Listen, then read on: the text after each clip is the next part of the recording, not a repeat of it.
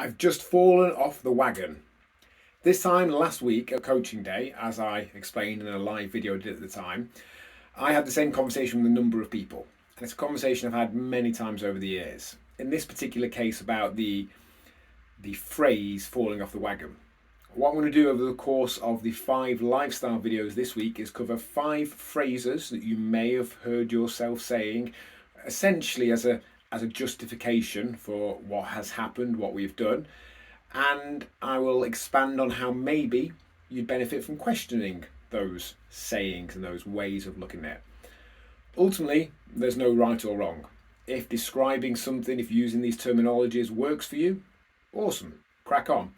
But maybe these videos will help you question if they are setting you up for success or making it all harder than it has to be.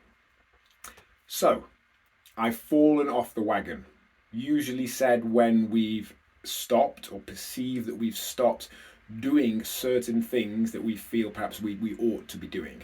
Exercise, better eating, etc.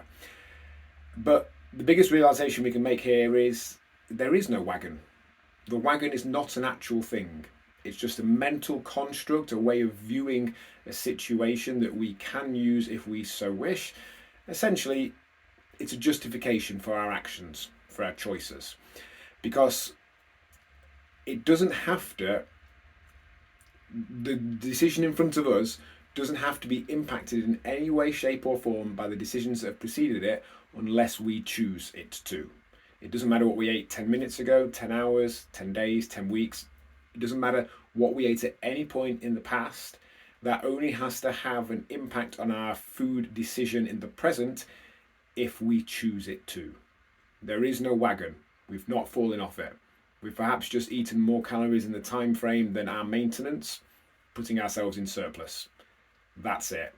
That's the level of emotion and guilt and blame and everything else that we need to put to it. It's just we've consumed more calories.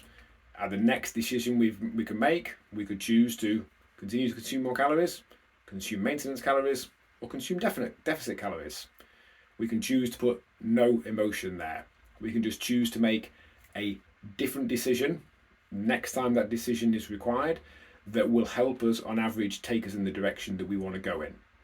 So in short, there is no wagon.